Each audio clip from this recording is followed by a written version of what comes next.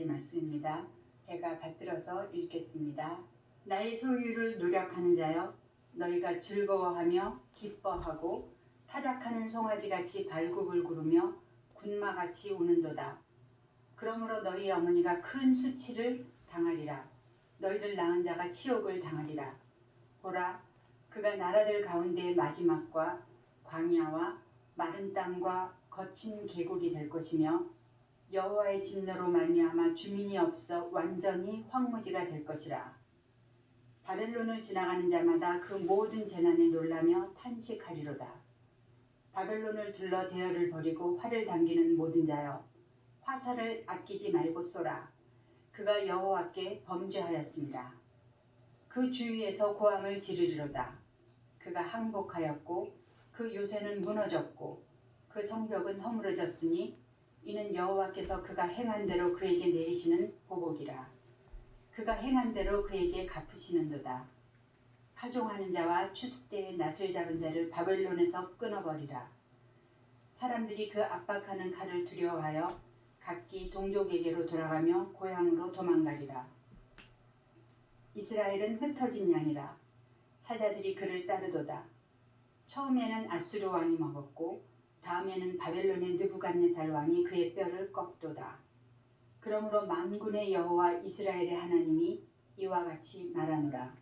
보라, 내가 아수르의 왕을 벌한 것 같이 바벨론의 왕과 그 땅을 벌하고 이스라엘을 다시 그의 목장으로 돌아가게 하리니 그가 갈멜과 바산에서 양을 기를 것이며 그의 마음이 에브라임과 길르앗산에서 만족하리라.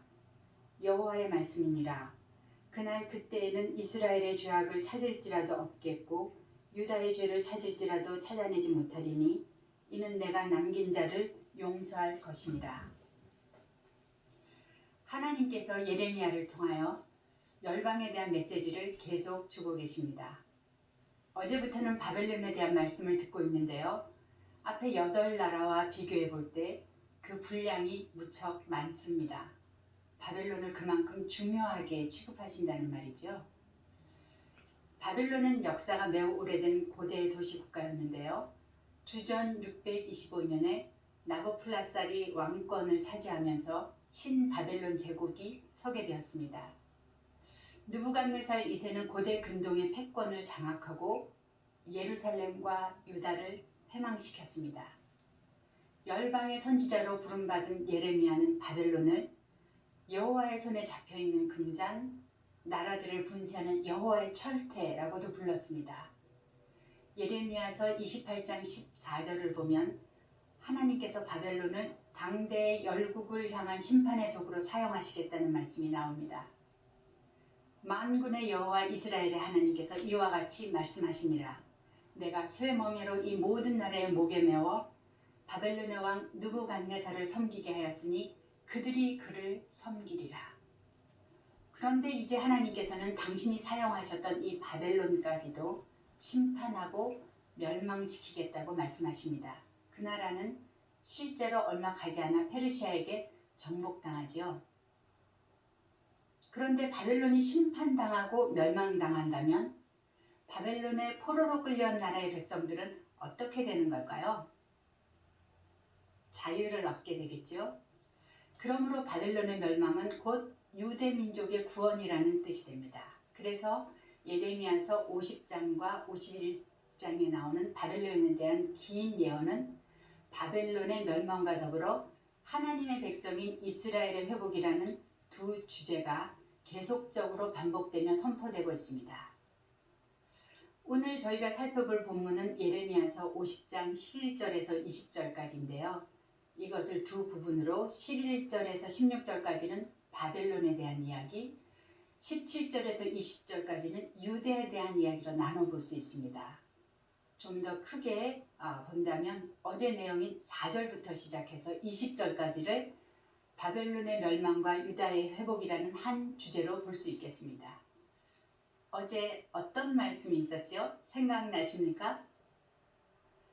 바벨론이 북쪽으로부터 온 한 민족에게 멸망당할 것이다. 그날이 오면 이스라엘과 유다 백성이 연합하여 주께로 돌아오고 언약을 맺게 될 것이다.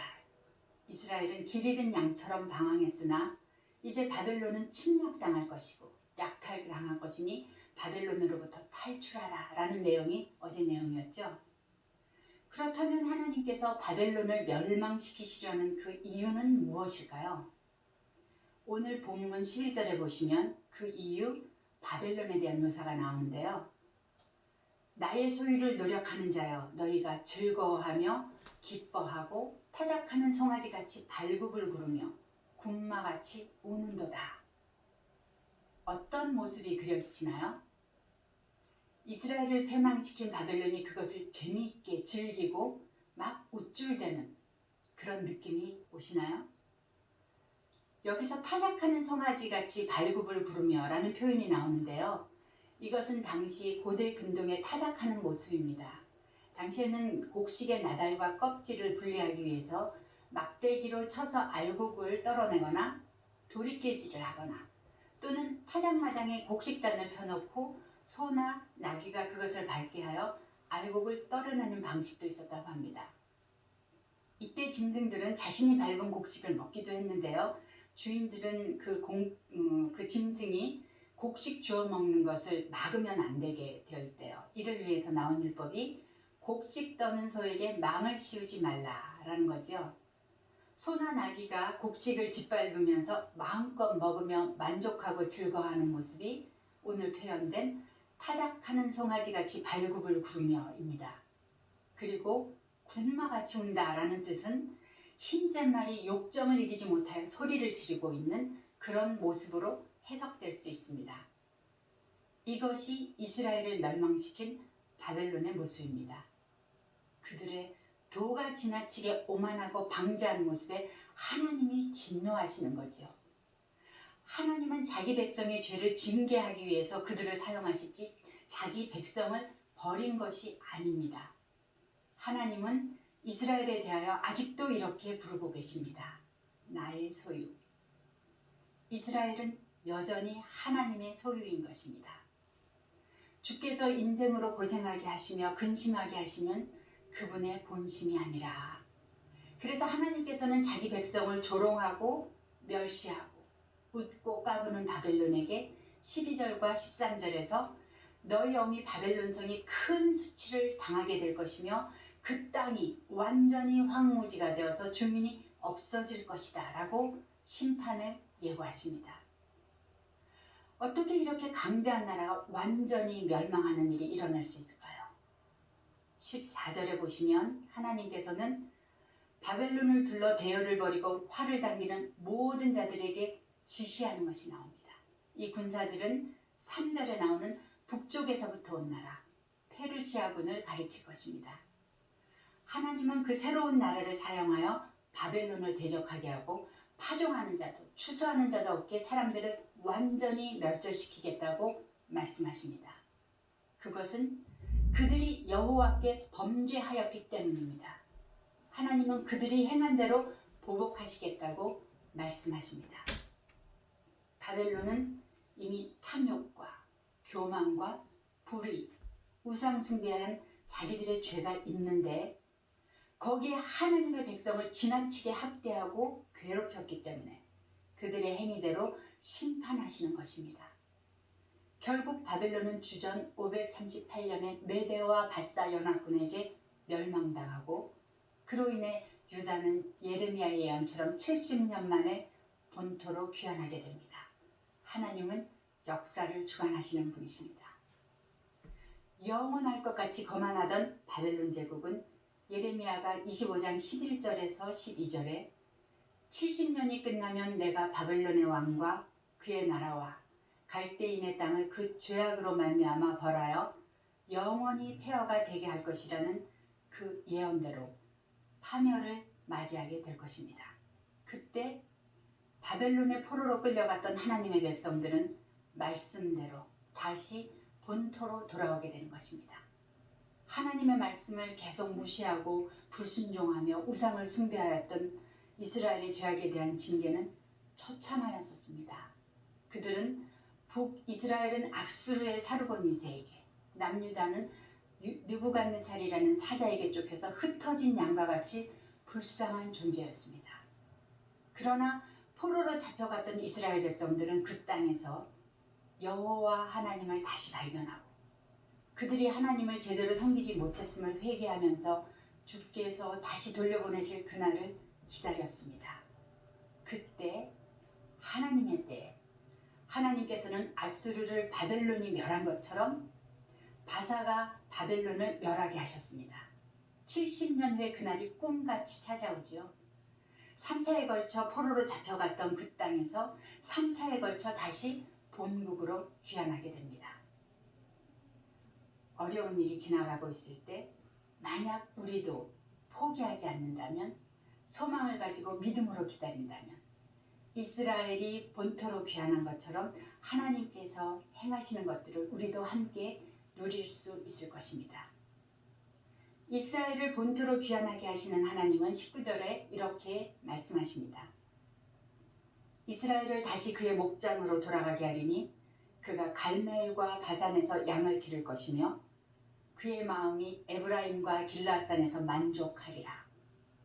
회복을 말씀하시는 거지요. 하나님께서는 그 땅, 이스라엘이 살던 땅을 목장이라고 말씀하십니다. 목장은 울타리가 있고 먹을 것이 있고 안전이 보장된 곳입니다. 그들이 돌아갈 곳, 그곳은 하나님의 안전한 보호하심으로 둘러싸여 있는 곳입니다. 갈멜과 바산, 에브라임과 길르앗은 이스라엘 땅 중에서도 비옥하고 수확이 많은 곳이고요. 매우 좋은 목축지대이기도 합니다. 바산의 암소라는 말 들어보셨지요? 주께서 포로에서 돌이키셔서 그들을 다시 당신의 땅으로, 당신이 주신 땅으로 돌려보내실 때 그들은 결핍 없는 풍성함을 누리게 될 것입니다. 그런데 육적인 풍요로움뿐만 아니라 마음에도 만족한 삶을 누리며 진정한 회복을 경험하게 될 것입니다. 그때 유다와 이스라엘은 연합하여 한 나라로 하나님 앞에 나오게 될 것입니다. 어떻게 이렇게 놀라운 회복이 올 수 있을까요? 하나님께서는 유다 백성에게 말씀하셨습니다. 20절에 보시면 그날 그때에는 이스라엘의 죄악을 찾을지라도 없겠고 유다의 죄를 찾을지라도 없겠다. 하나님의 전폭적이며 완전하신 용서가 이루어졌다는 것입니다. 그들은 더 이상 징계받는 백성이 아니고 하나님의 용서받은 자녀입니다. 하나님께서는 이스라엘과 유다 집에 새 언약을 맺으시고 새로운 관계가 시작이 되는 것입니다. 이스라엘은 하나님의 은혜로 새로운 구속의 삶이 시작이 되는데 예레미야는 31장 33절에서 이렇게 말하고 있습니다. 곧 내가 나의 법을 그들의 속에 두며 그들의 마음에 기록하여 나는 그들의 하나님이 되고 그들은 내 백성이 될 것이라. 여호와의 말씀이니라. 그들이 다시는 각기 이웃과 형제를 가르쳐 이르기를 너는 여호와를 알라 하지 아니하리니 이는 작은 자로부터 큰 자까지 다 나를 알기 때문이라. 내가 그들의 악행을 사하고 다시는 그 죄를 기억하지 아니하리라. 여호와의 말씀이니라. 다시는 너희의 죄를 기억하지 않겠다. 우리는 오늘 바벨론의 멸망과 유다의 귀환을 통해서 열방을 주관하시고 역사를 통치하시는 하나님을 만났습니다. 그 하나님이 지금 우리의 시간도 주관하고 계십니다. 팬데믹이 처음 시작됐을 때 이 상황이 이렇게 오래 가리라고는 아무도 생각하지 못했지요. 그러나 지금 우리는 벌써 2020년도의 가을 한복판에 서 있습니다. 다만 얼른 이 상황이 끝나기만을 기다린다고 하면 이 시간은 우리에게 참으로 고통스럽고 무의미한 시간이 될 것입니다. 우리는 이 시간에 무엇을 할 수 있을까요? 예수님께서는 우리의 죄를 대신 지시기 위해 기꺼이 이 땅에 오셨습니다. 사람의 모양으로까지 낮아지셔서 여러분과 저의 죄를 대신 지시고 십자가에 달려 돌아가셨습니다. 예수님의 죄로 우리의 죄는 용서받았습니다. 하나님의 무조건적인 용서로 우리는 구원받고 새 생명을 누리고 있습니다. 주위를 둘러보시기 바랍니다. 우리가 주님께로 받은 이 은혜와 용서를 흘려보내실 분들이 눈에 띄실 것입니다. 오늘 내가 용서해야 될 사람은 누구입니까? 오늘 나를 통하여 예수 그리스도의 용서가 선포되고 포로에서 자유케 되며 회복될 사람이 누구입니까? 하나님께서 우리에게 보여주실 때 겸손한 마음으로 받으시고 용서하시기 바랍니다.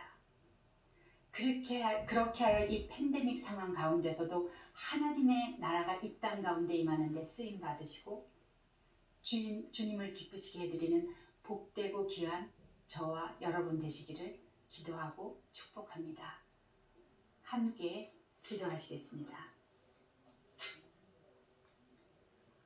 하나님, 늘 주님을 떠나 방황하는 저희를 용서해 주시고 또 용서해 주셔서 오늘도 또 주님 은혜로 당신의 딸로, 당신의 아들로 주님 앞에 서게 하심을 감사합니다.